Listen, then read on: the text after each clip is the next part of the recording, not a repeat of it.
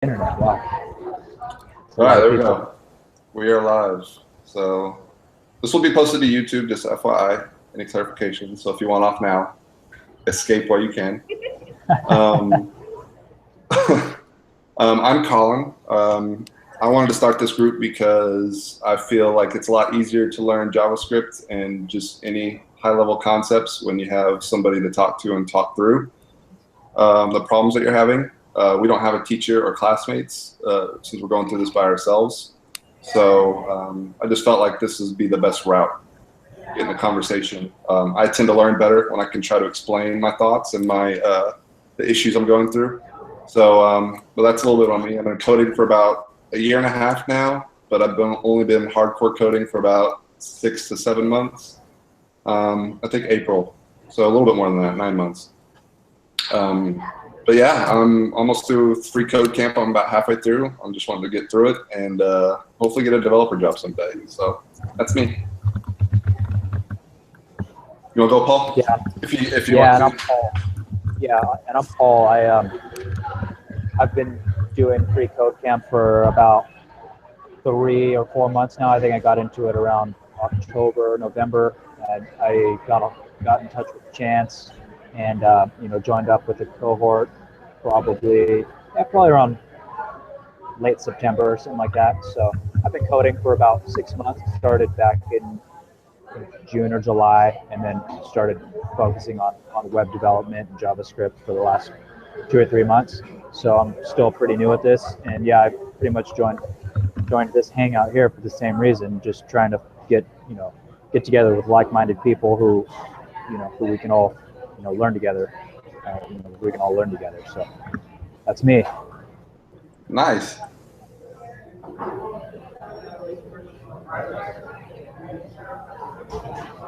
Ah, so you joined the Raccoons. I don't know anybody from the Raccoons. I think you're the first. I could be wrong, so someone might correct me later, but I should probably say where I'm from. I'm from the cohort Rhinos. Yeah, I'm also from the Rhinos. And I've been in that since about October. Who's this? Johnny. Hey, Johnny.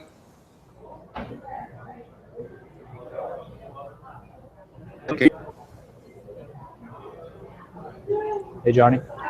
Hello. Hey, Paul. How you doing, Johnny? Fine, and you? Doing good.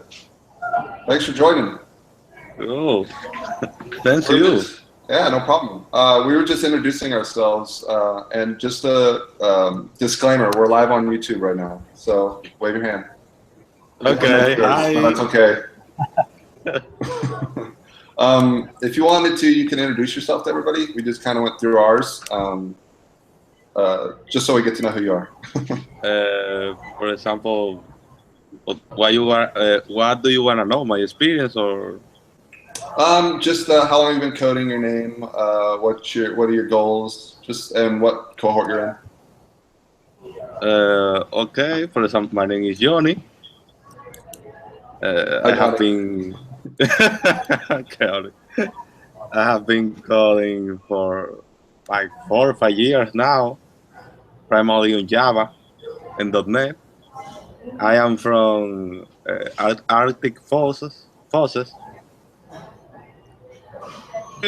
Trying to learn JavaScript. Well, thanks for joining, man. It's awesome. Yeah. Who else we got? We got someone else coming in. Ramiro, I think. Yeah, I think it's Ramiro. He was having trouble with his camera and the mic, so I think he's just going to listen in. Okay. Just FYI, we also have Alicia here, Johnny. She's in the Raccoons, and she'll be listening for right now. Okay. Okay, so I guess we'll start.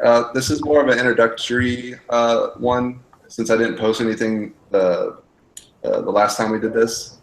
We didn't have anybody log on till later, but I learned from my past mistakes, so we now have something going on.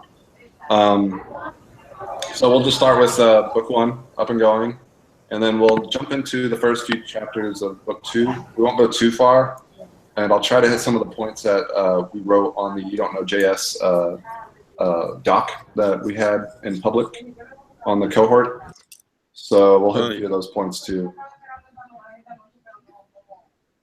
Cool. So I'm assuming most people here know JavaScript. I'm not sure how in-depth we want to go over on book one, but if there's anybody that doesn't know a lot about JavaScript or is new to coding and they'd like to really jump onto those topics, let me know. Otherwise, we'll just breeze past them so we can get into the more complicated stuff. But I do want to hit on a couple of issues on through going that I thought were cool that I didn't know about before reading it. Let me go. Okay. I have my You Don't Know JS pulled up on another screen, so that's where I'm at right now.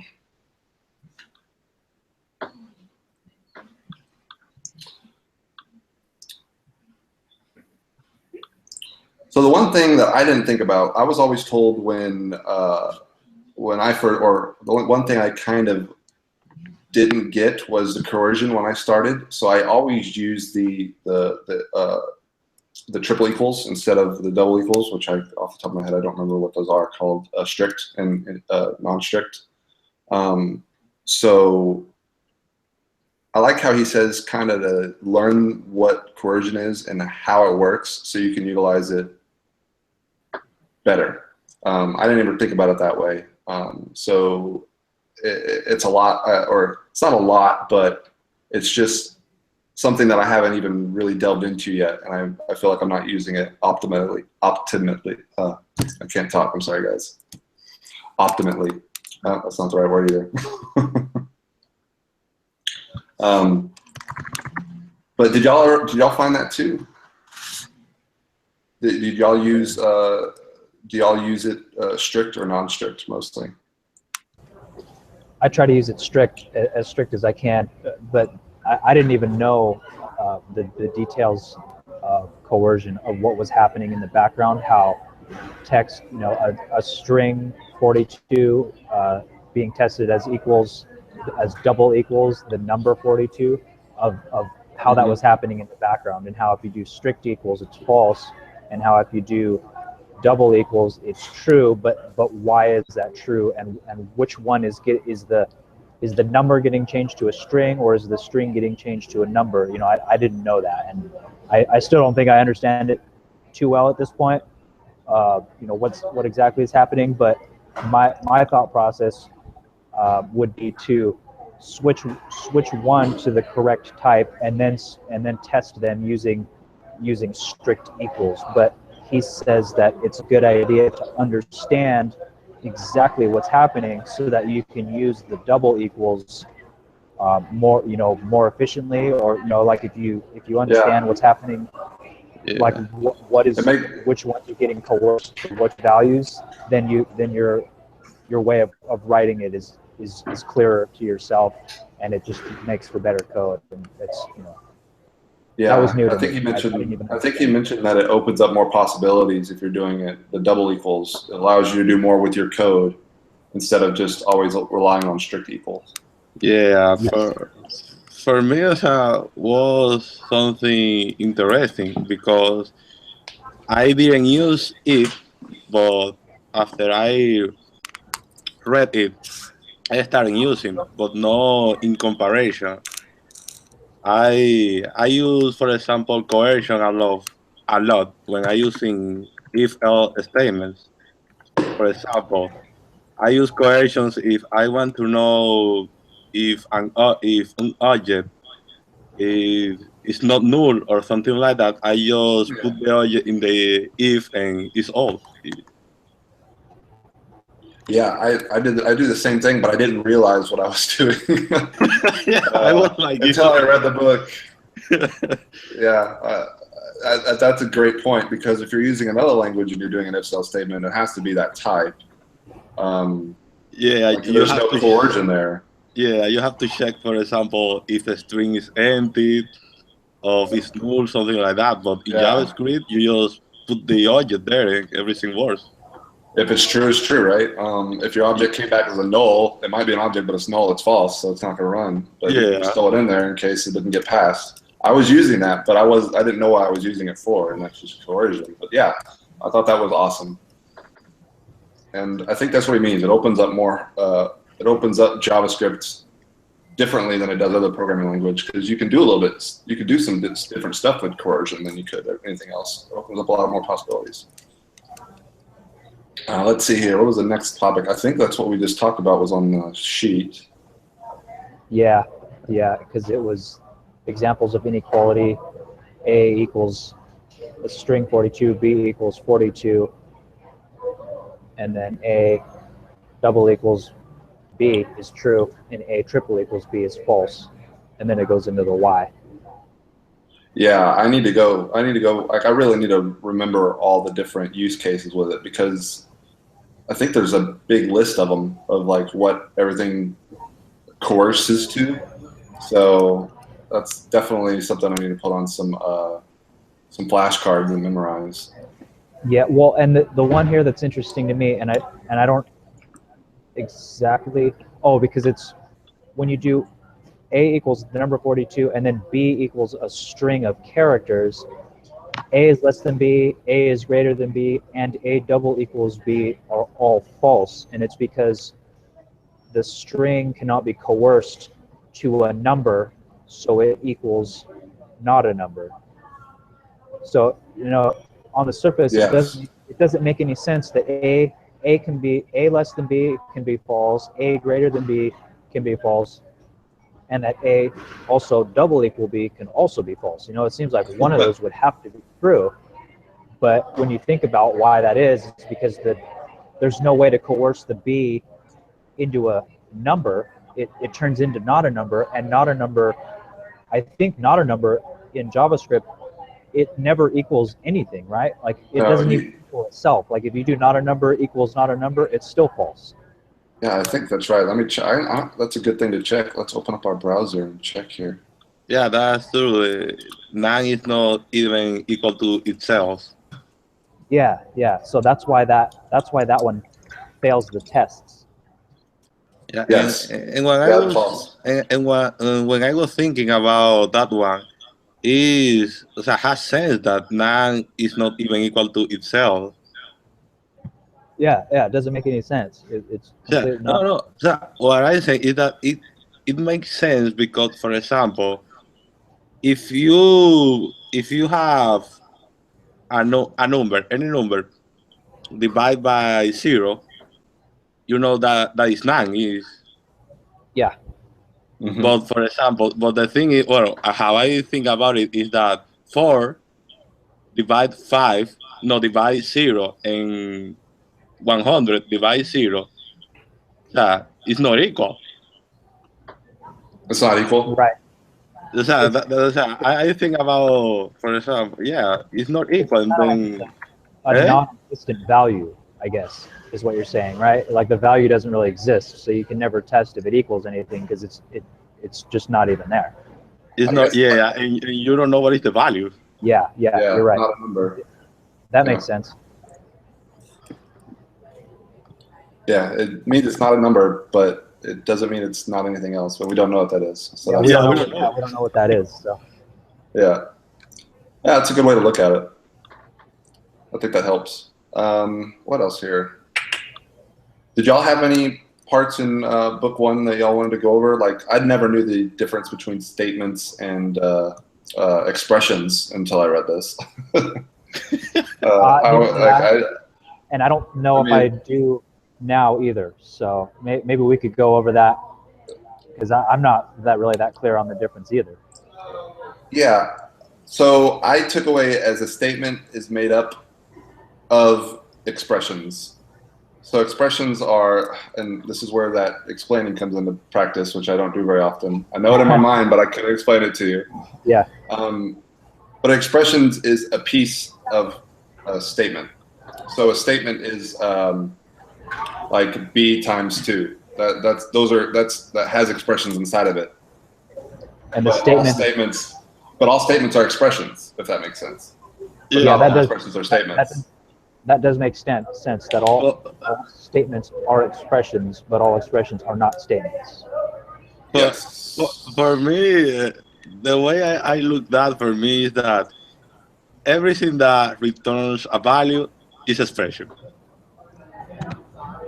Everything that returns a value is an expression. Yeah. For example, bar A, that doesn't return a value. Okay. Okay. So Yeah. that's an expression. That's an expression. No, that's an statement. That's a statement. Okay. Yeah, because for example, even when you see that in the console, bar A doesn't return anything. But for example, 3 plus 4. You can share your returns screen, something. Johnny. Oh, never mind. You're writing it there. I see it. Yeah. Sorry. Yeah, that's the way I see it. Everything that returns something, like even a function,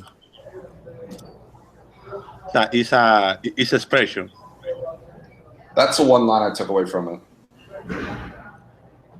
Yeah, like for example, I say A equals, for example, function. In that part, the function, that the function part is returning something that is the function itself. Yeah. So what is at the right of the equal operator is expression, but the bar I what is that is the declaring A as a variable. That's a statement. Got it. Yeah. That makes sense. An expression needs to be made up of multiple statements with an operator. The statement, Expression. well, I think a statement is made of multiple expressions. So, yes, you're right. Statements are made up of one or more expressions. Yeah. Yeah, which are just values or a reference. An expression is a reference to a variable or value or a set of variables or values combined with operators. That's a pretty sure. Eh? Reference. Statements are made up Of multiple. Yeah, for me, I don't know if that's the right answer, but for me, if something returns a value, like for example, a function, an object, 4, 3, a number, a string, that's an expression. Gotcha. Okay. You're going to be referencing with an expression, reference a value, which could be anything, like a 3. Yeah, that's an expression. And then a statement's like 3 plus 2, which has or a statement is 3 plus statement with the expressions of 3 and 2, and then you have a times in the middle of that. That's an expression. As long as you have an operator. Yeah, too. That's an expression too. Got it. So 1 times 2 is a statement, right?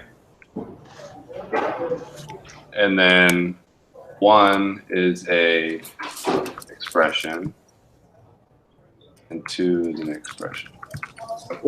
Which chapter is that in? Is that in? That's into chapter program? 1. No, I think that even 1 plus 2, I think what I understand is that's an expression too.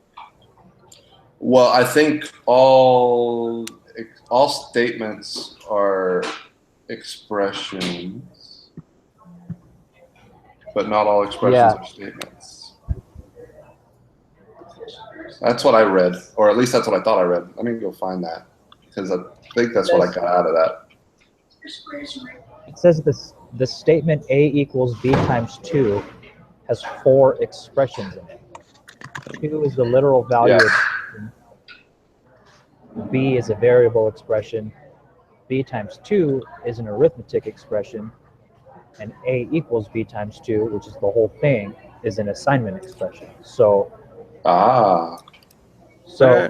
it's not necessarily even a one-to-one relationship. Like it could be a couple of different pieces of the statement, plus the whole statement is also a statement.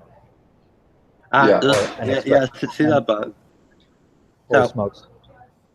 Igual Ramiro's copied there. O sea, expression should have a reference to a value.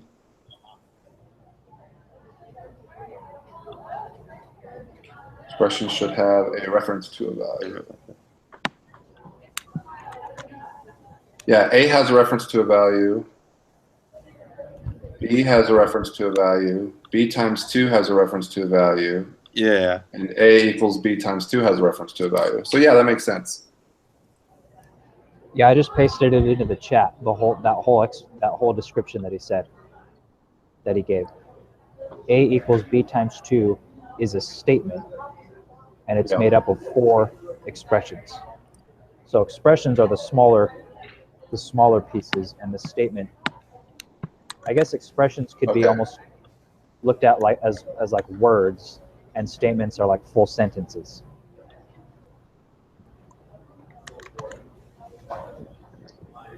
What's up, Angel?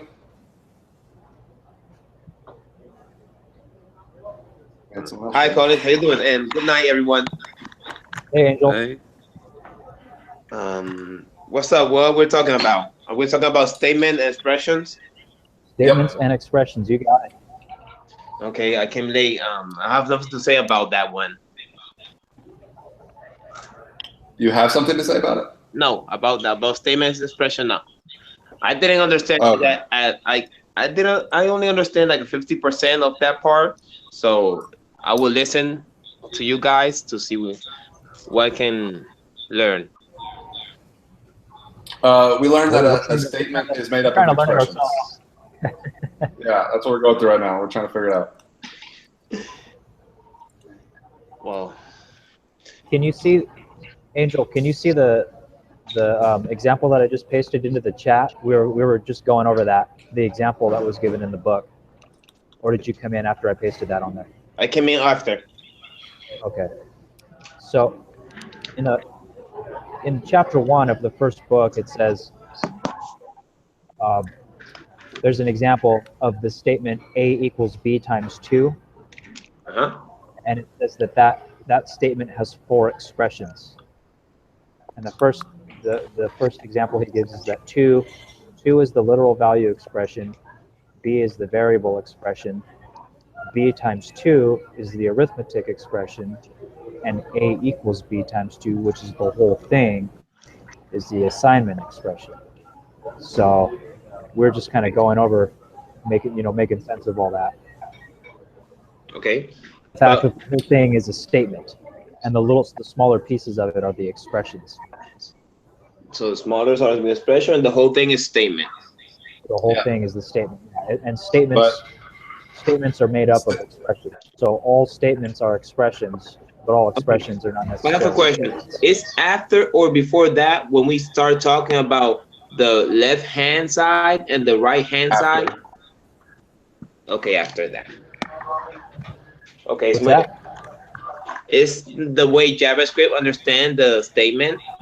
It divides the whole statement in the left-hand side and a right-hand side. So I was like a little bit confused when I see the statement and expression, and after that I read in the book that JavaScript, when you have like var A equals 3, he separate that in the left-hand side, and then the other side is a right-hand side. About left-hand side lookup and right-hand side lookup? Yes, correct. So I was like mixing the statements. Yeah, we weren't talking about that. We were just talking about the difference between a statement and an expression. Okay. There was my confused because I mixed all the things. I mixed up the statement, I mixed up the expression, and the right-hand side with the left-hand side. It does get confusing when you're reading this. Like if you read this over like 3 days, and then everything just starts getting jumbled up. Yeah.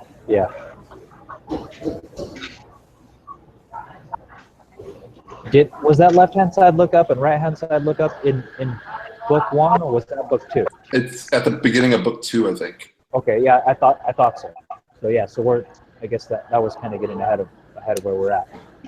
Because I was thinking about that too when Johnny was Johnny was mentioning something about assignments, and I started thinking about left-hand side and right-hand side lookup, and I decided not even to bring it up because I thought I was getting ahead, and it would just jumble the whole thing. So it's all good. Like that's a confusing thing too. It makes sense after you read it, but it is a little weird if you're not thinking about how JavaScript compiles and the engine runs and all that stuff. That's when I started getting confused. When he's doing the compiler, the engine, and the scope, and he was working through all those. We're almost there, so we'll probably get there in just a second. Well, I mean, that's a whole other level of like not only learning how to write the code and make it work, but then to like also understand the details of what's happening. That's like beyond where I have been so far. Yeah, I'm trying to think about that while I code. Like, what's JavaScript going to do when I write this line of code? But that's really hard when you haven't done that before, to really think about what JavaScript's going to do with that code.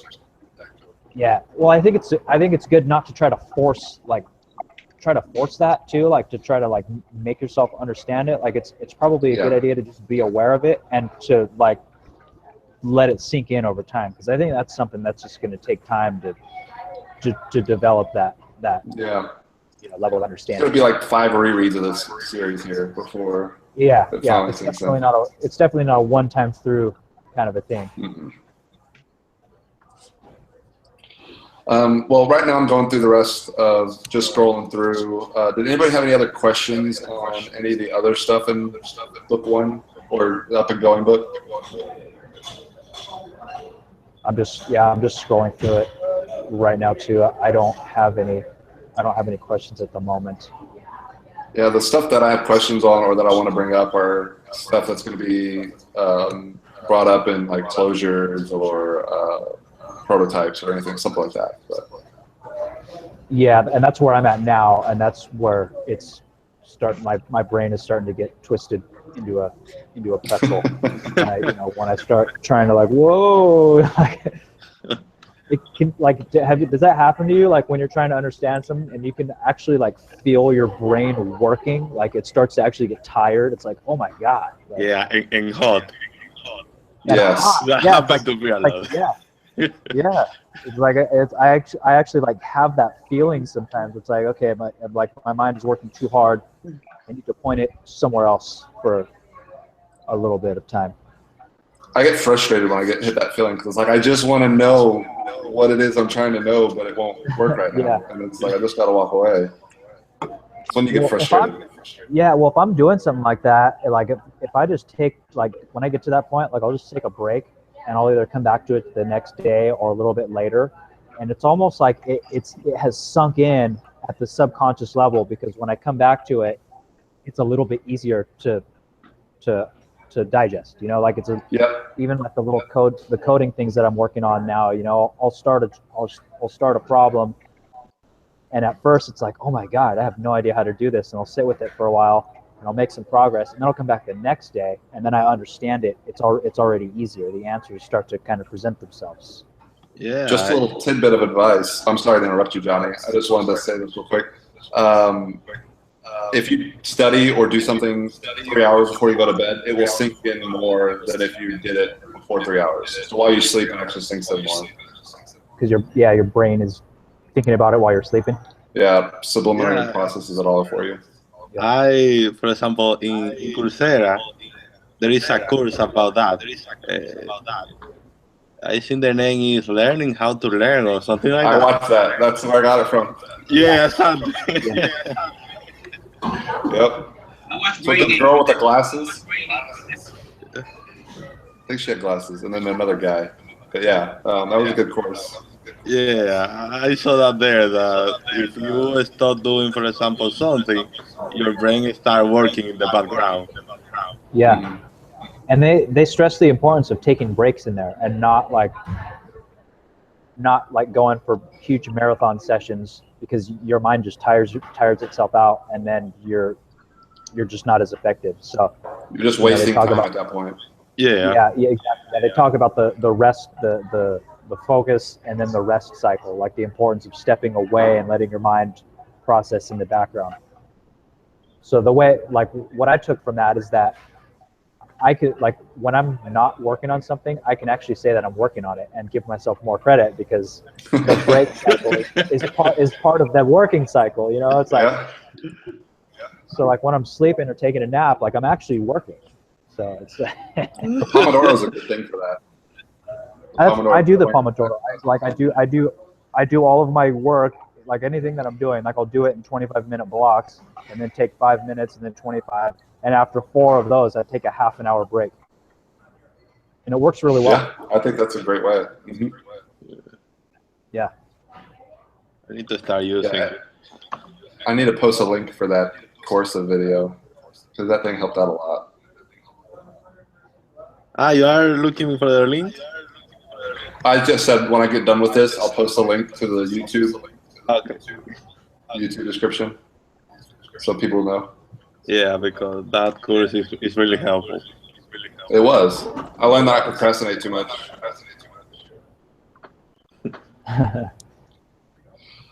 So, y'all want to move on to the beginning of scopes and closures before we call it a night? Yeah. Start at least chapter 1 and chapter 2.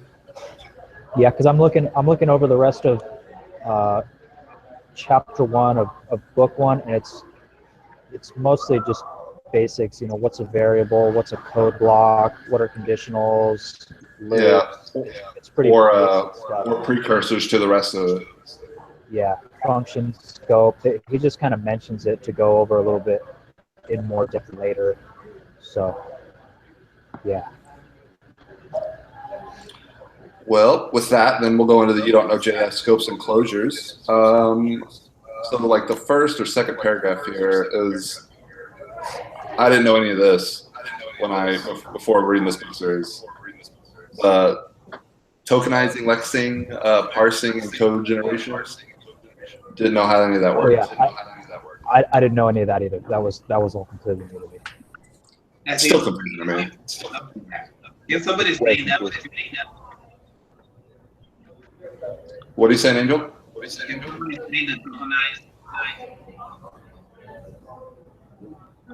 Can anybody out here? There's a segment to talk about token. Oh, you talking about token? Yes. I didn't understand that. You're breaking up, Angel. I can't hear you. Yeah, I can hear it. Now can you hear me? You're like in and out. Yeah, it's like you're on a bad. It almost sounds like you're on a bad cell connection. Like it can hear every couple of words.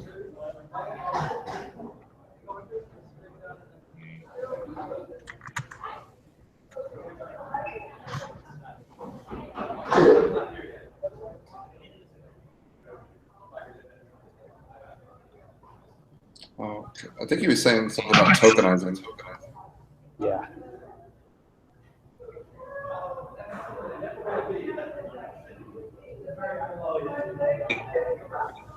Not talking. Oh, you're not talking? That's why I can't hear you. It's because you're not saying anything. Yeah. Okay, well, that makes sense then. All right, we're good to go. The tokenizing stuff I took away as it was literally just looking at the string of characters in the language and then breaking it up. And then depending on where it's at in the code is when it signs like identifiers, like stateless or stateful. I don't know. That's kind of what I just took away from it. Yeah, I'm looking at it now. So he breaks up the compiler process into step 1, tokenizing, lexing.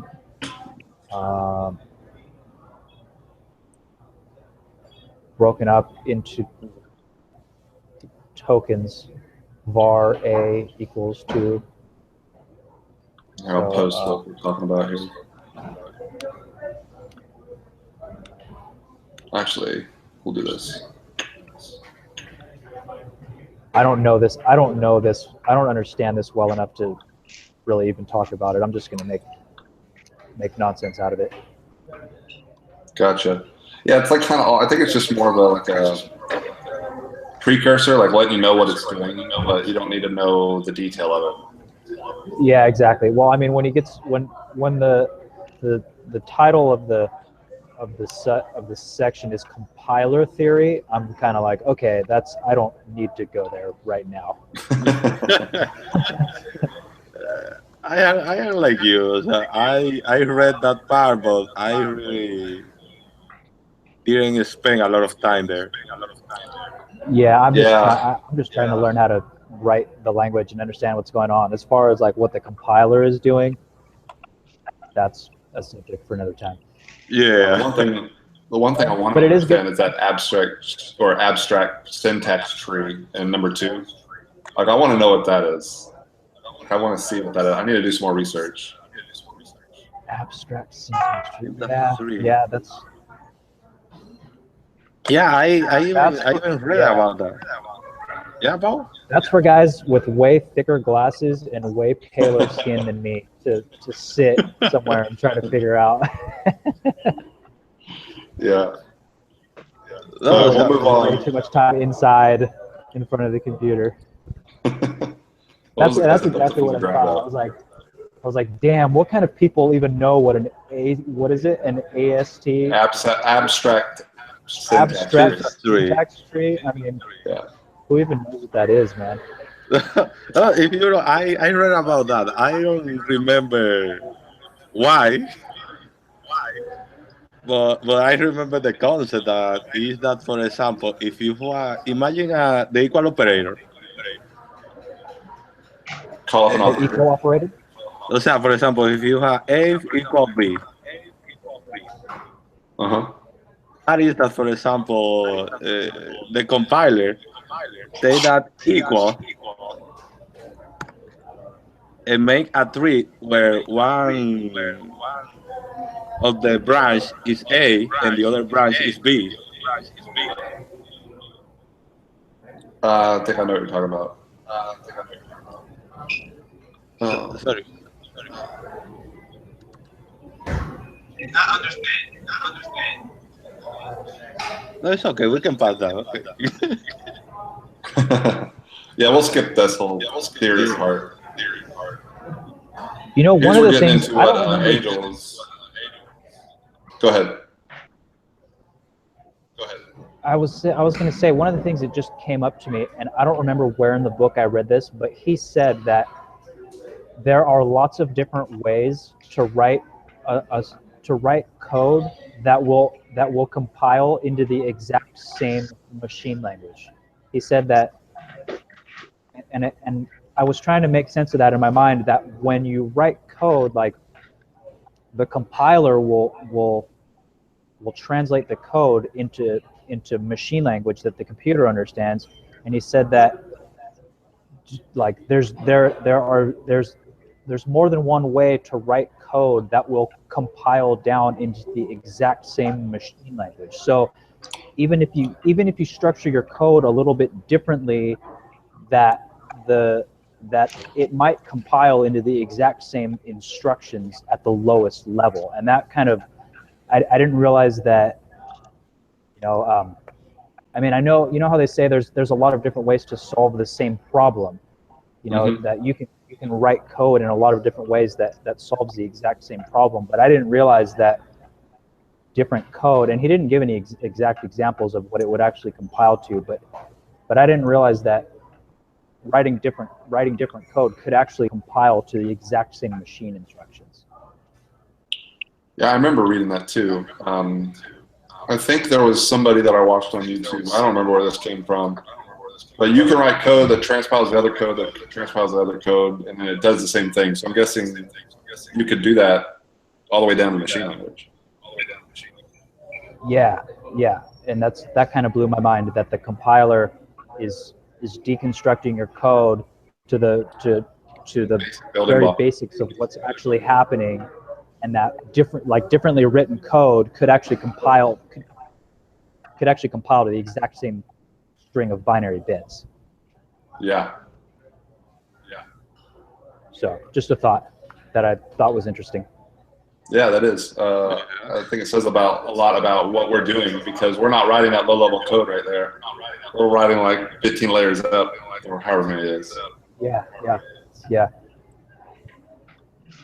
Well, and that's another thing that kind of blows my mind is I always thought that, like, the way I looked at programming was like, wow, you know, once I learn how to program, then that's it. Like, I'll know how I'll know how this works. But then once I realized, well, now that I'm learning how to program, like, there's a level below that. There's the compiler, and there's the interpreter, and then there's the compiler. So it's like I'm not even anywhere close to the bottom level of understanding how it all works. That kind of reminded me of when I tried to learn command line. I thought once I knew command line, I would understand how computers work, but I wasn't even close. Right. It's like there's always a layer underneath that, like, yeah. As soon as you learn something, you realize there's a layer below it, and it's like it's a whole nother subject. Beast. Yeah. Yeah. So the next part in this one is the understanding scope, and this, I'm pretty sure, is where we start getting into like the left hand, right hand, and like what the compiler, what the engine, and what the scope are doing. Yeah. So is anybody confused on what the engine is doing compared to what the compiler and what the scope is doing?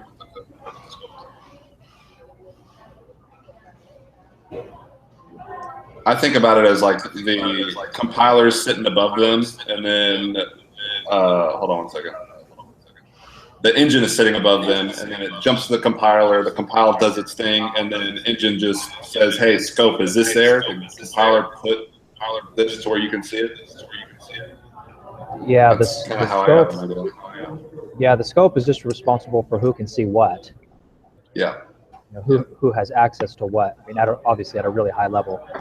It's a really basic simplification. And the compiler puts them there. Gives access to scope, or lets scope see those variables. That's what compiler's doing. Compiles the code to allow scope to see everything. Yeah. And then the engine is the thing that runs everything. It sits above the compiler. Is responsible for controlling everything. And then compiler parses the code, parsing, code generation.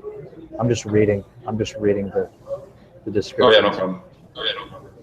No, but the book state that, for example, the compiler is mostly allocating memory.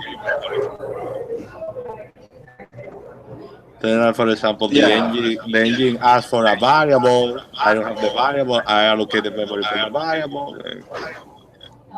Yeah, well, it's interesting here. He says for you to fully understand how JavaScript works, you need to begin to think like engine, compiler, and scope think. Ask the questions that they ask of each other, and be able to answer those questions, which is a pretty hefty statement, because at this point I don't fully even understand the difference between those three. So.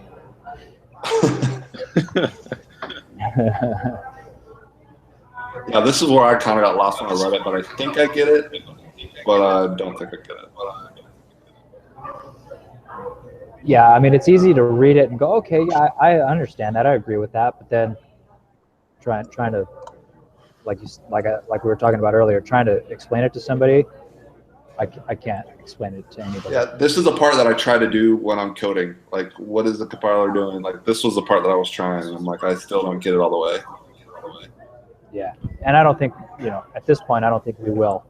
I think, like you said, this is read it once, and at the level you can understand it at the moment, and then come back later and read it again, and you'll probably be a little bit more clear on it.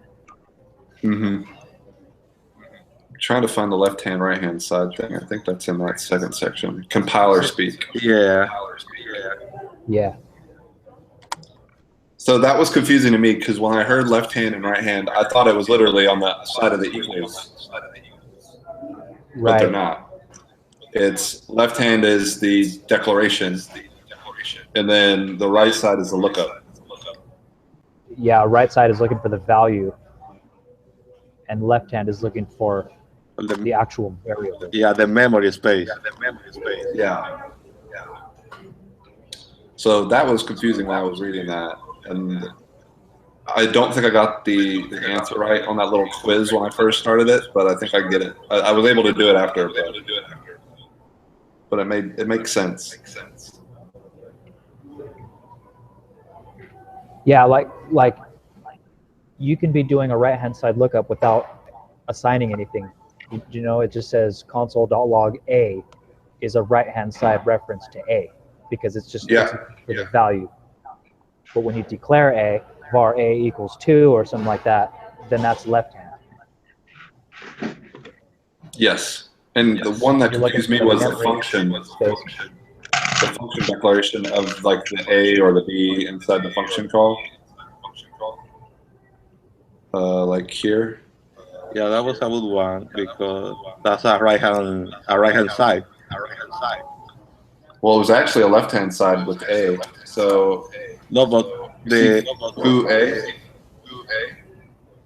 The thing when you are passing the value, it's right hand side because you are looking for the value.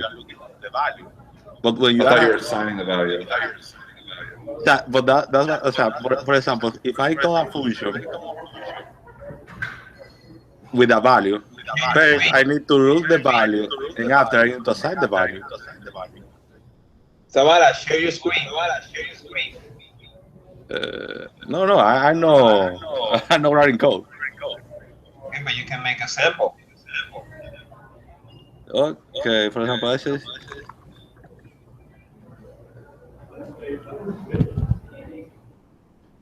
they call, for example, a letter with A. That's different. Okay, that's what you're talking about? No, that's a little bit different because we're declaring a. Was it? Oh, no, maybe not. Okay. Yeah, If you're right. talking about the declaration, okay. The foo A is more like a var A, where the alert A is not. Well, yeah, because when you do function foo A, you're assigning that whole function to the foo, which is basically a variable. So that's a left-hand side. And then inside of that function, the var B equals A, well, that's another left hand. That's a left hand, but that's a right hand also because that A is coming from. It's also a right hand. Yeah, because you're having a reference. But that's a function reference A. The foo A reference. Oh yeah, you're right. But it's still a right hand because you're looking at the first A, the one inside the foo. In my understanding, that's a left-handed because you're setting that to a variable. Oh, right. For the scope of the function, you're setting that variable. Yes. Yeah, you're right. That is a left hand. The second one, and then on the second one, var B equals A. The A is the right hand, and the B is the left. Yes. Okay. Yes. And then the return A plus B is right hands. A right on an A and a right on B. Yeah, both right hands. Yeah, because you're looking up the values of both of them. Ah, you're in the quiz, okay. Does that make sense? Mm-hmm. That's what I got from it. Yeah. I'm going down to the quiz to see the answers here. Oh, this is a different one. We could do the quiz here. I'll post it then. So we have var B equals A. So var B is a left hand. Then you have equals A, which is a actually no. Sorry. Let's do this. Yeah, so it says that's the right one. I had var B. I thought it was still the same one.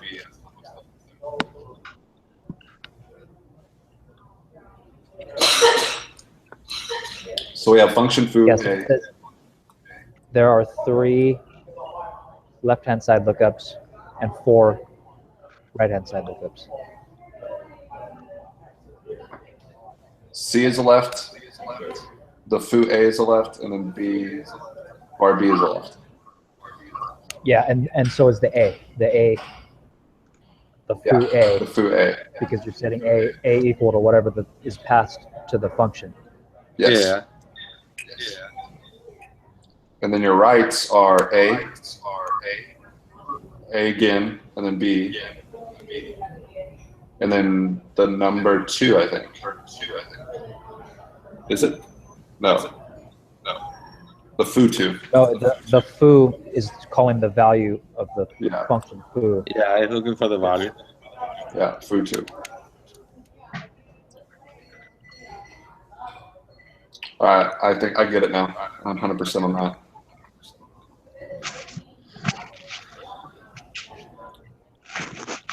Does everybody understand nested scope? And what lexical scope is doing?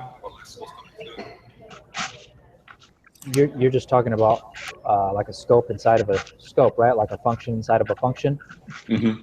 or yeah. How it works its way up if it's nested, how it works its way up to global. Right, and how you can access from inside of a nested scope. You can access all the variables that are outside of it, but from outside of it, you can't access the variables that are nested below. That are nested inside. You can't access those. Yes. Yeah. All right, guys, we're on chapter 2 of scopes and closures.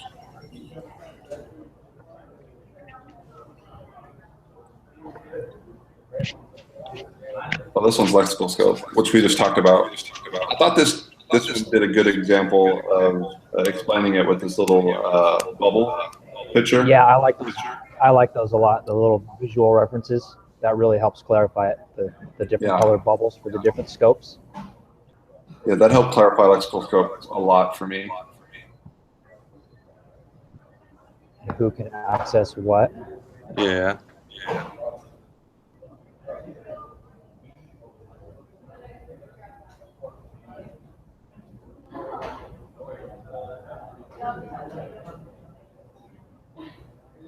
And did y'all look? I didn't really care to understand the cheating of lexical scope.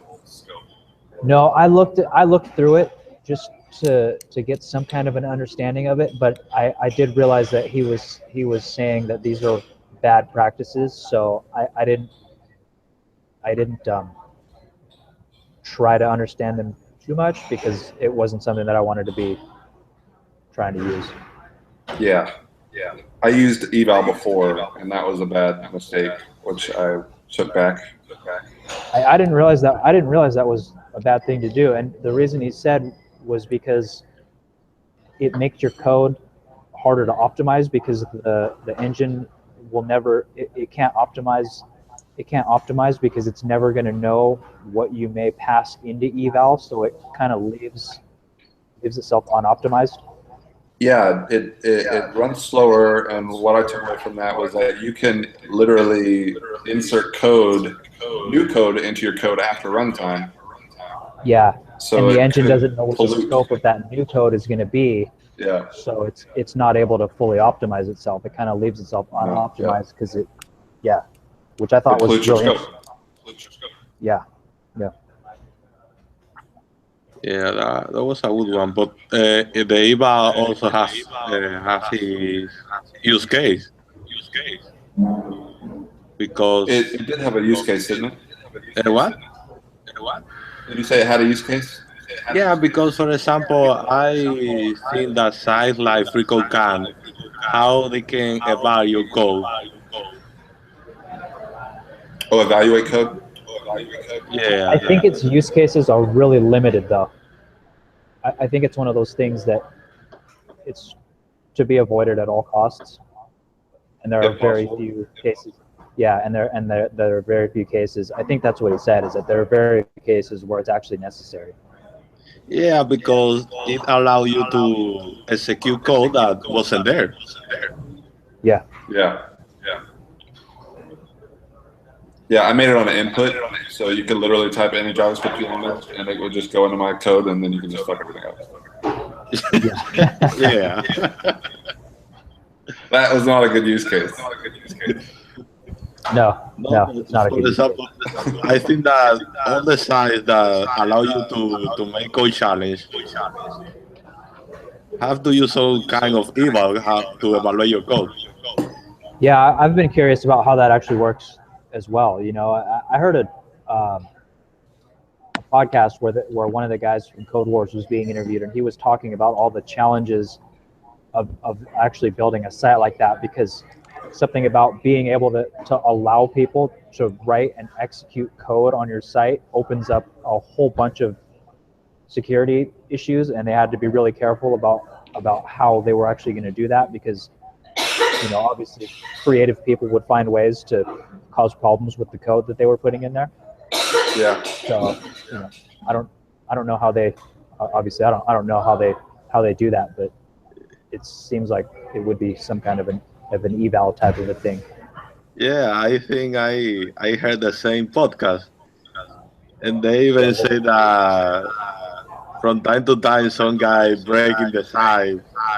Yeah, they find some way to break the code out of the sandbox and cause problems.